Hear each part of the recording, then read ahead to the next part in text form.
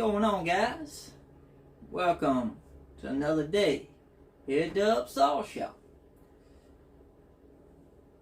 Up on the bench now is a weird one. So this is a 2511 P, not the T. It's the rear handle version of the All-Brake 2511. And from what I'm hearing about it, this one is not running up to snuff. The guy that owns it thinks it ought to have more power than it does. So he brought it here. Wants us to go ahead, go through it, do the muffler, port it, get this thing running a little bit more crisp than it is. So first thing I want to do, I want to go outside and let's run this little baby. Just to see what we're starting with. See how it runs, see if it's gonna need anything. These things are so light. I mean, dang man, they're so light. Even the rear handle version is light as crap. So, without further ado, let's go out and let's make a few cuts with this thing. So upon a little inspection, I do see that the carb limiters have been, oh man, come on. Why? Why? Hi, god dang it. Let's try this again. Fine. Inspection. The carb limiters have been removed. So, see what happens.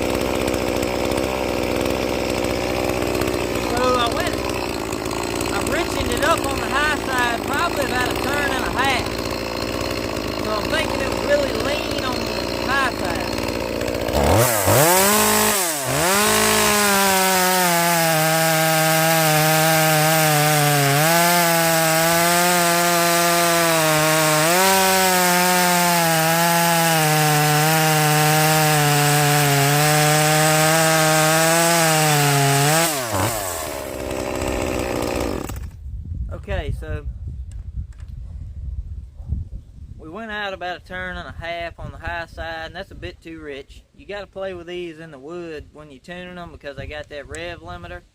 You really can't tell it on this one because it ain't quite ramping up that high yet, so I'm gonna probably, we'll look into the carburetor on this one, and we'll go ahead and do the port work in the muffler. This may have a catalytic muffler. It has not been modded yet, so it's very quiet. Yeah,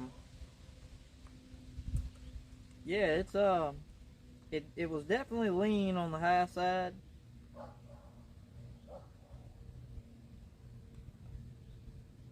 I'm gonna say probably about one turn. So yeah, it's gonna be an upcoming project. We're gonna go ahead and port this one, do the muffler, see if we can't get some more oomph out of it. So anyway, here's 2511, and literally this takes about 15 minutes. Just take your time, take it apart.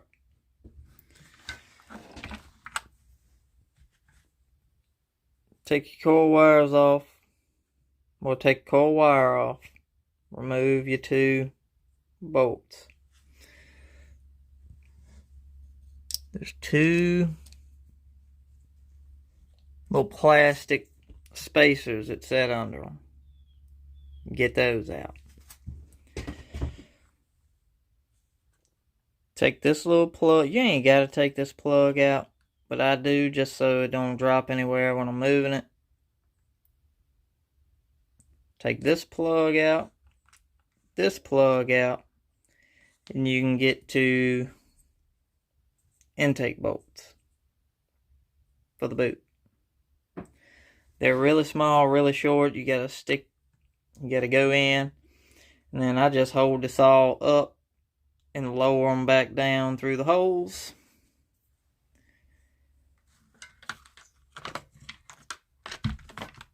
You gotta take your spark plug out too.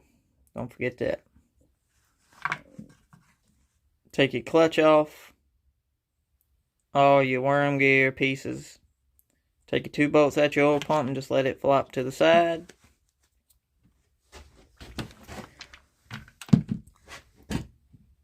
Pop your flywheel off. It's a 12mm. Get the bolt loose, and then the nut's flanged. Just take a hammer and pop it a few times. Should come right off. There's a bolt here holding the engine in. A bolt here holding the engine in. And then behind the coil and these wires, there's a bolt right there holding the engine in. That's it. Once you do that, pull her off. Nothing to it. After you've done a couple of them, you could probably whip it out pretty quick.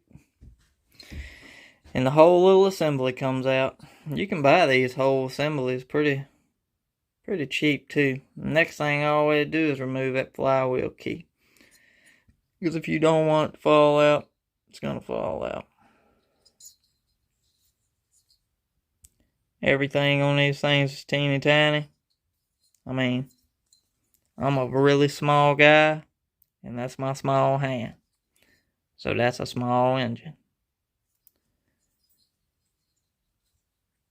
4 bolts holding the head on, and she's off.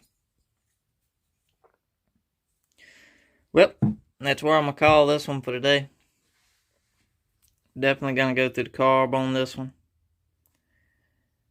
And I gotta go take me a nap to go to work tonight. I'll come back when we get back on this project. You guys have a good weekend coming up. Dubs, we out.